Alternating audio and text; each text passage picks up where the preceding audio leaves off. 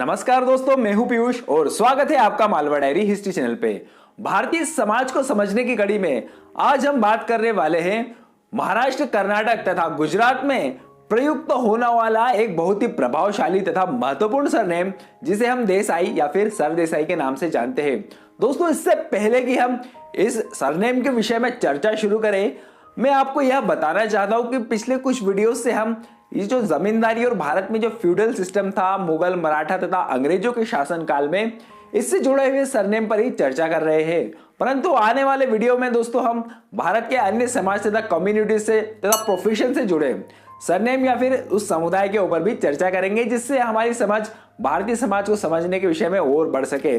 तो आइए आज के विषय पे चर्चा शुरू करते हैं। तो सबसे पहले हम देसाई शब्द का अर्थ जानते हैं।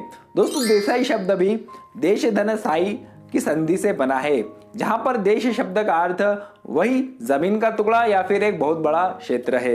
और दोस्तों, साई एक नया शब्द आया है। साई यानी कि लॉर्ड या फिर उस जमीन का स्वामी। तो दोस्तों, देसाई वो होता था जो कि किसी जमीन का या तो मालिक होता था या फिर राजा के द्वारा वह उस पर्टिकुलर क्षेत्र, किसी एक गांव या फिर बहुत सारे गांवों के समूह के ऊपर एक अपॉइंट किया हुआ राजा की तरफ से व्यक्ति होता था। अब दोस्तों, आपको समझ में आ गया होगा कि यह एक पदवी होती थी, राजा की तरफ से दिया गया एक पद होता था। इसे किसी विशेष जाति या फिर समुदाय से देखना उचित नहीं होगा।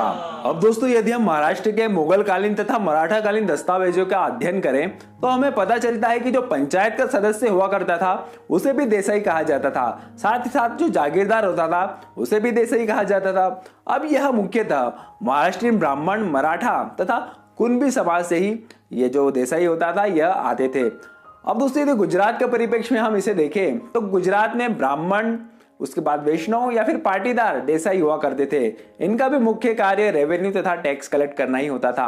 अब दोस्तों, ये जो देसाई होते थे यह अपने नाम के आगे राव, राजे या फिर राय की उपाधियां लगाया करते थे, जिससे इनके स्टेटस का लोगों को पता चल सके। अब दोस्तों, ये देसाई की उपाधि मुख्यतः मुगल जो प्रभुत्व में जो क्षेत्र था या फिर मराठा प्रभुत्व में जो क्षेत्र था या फिर जो दक्कनी रियासत थी, यहीं पर ये देसाई की जो पदवी थी यह मुख्य रूप से दी जाती थी तथा उपयोग में लाई जाती थी। अब दोस्तों, ऐसे कुछ राजा भी हुआ करते थे जो कि अपने नाम के पहले देसाई या फिर सरदेसाई नाम की उपाधि लगाया करते थे।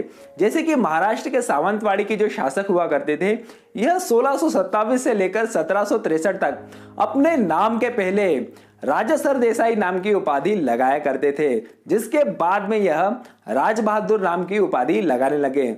और गुजरात के काठियावाड़ के जो पाटड़ी क्षेत्र की जो स्टेट थी, यहाँ के शासक देसाई श्री की उपाधि अपने नाम के पहले लगाते थे। अब दोस्तों, मैं इस सिस्टम या फिर इस फ्यूडल सिस्टम या फिर जमींदारी सिस्टम पे इतने सारे वीडियोस बना चुका हूं। अगर आप डिटेल में जाना चाहते हैं तो हमारी इस प्ले लिस्ट में जाके आप देख सकते हैं। तो दोस्तों, आइए अब जाते जाते कुछ प्रमुख देसाई सरनेम पे एक नजर डाल लेते हैं। दोस्तों, इसमें सबसे पहला नाम मेरे सामने आता है मोरारजी देसाई का, जो कि भारत के पूर्व प्रधानमंत्री थे। फिर इसके बाद नाम आता है मनमोहन देसाई जी का, जो कि मशहूर फिल्म डायरेक्टर थे। फिर हरिदास वीरदास देसाई, जो कि जूनागढ़ रियासत के दीवान थे। अब दोस्तों, रश्मि देसाई तथा प्राची देसाई, जिन्होंने अपनी अभिनय का जलवा टेलीविजन तथा सिनेमा दोनों में दिखाया है। राजदीप सरदेसाई, जो कि एक पत्रकार है। दोस्तों, अगर आप कोई और नाम बताना चाहे तो हमें कमेंट बॉक्स में जरूर बताइएगा और बने रहिएगा हमारे चैनल मालवा डायरी के साथ। इसी तरह की जानकारियों के लिए हमें सब्सक्राइब करके पूरा वीडियो देखने के लिए आपका बहुत बहुत धन्यवाद।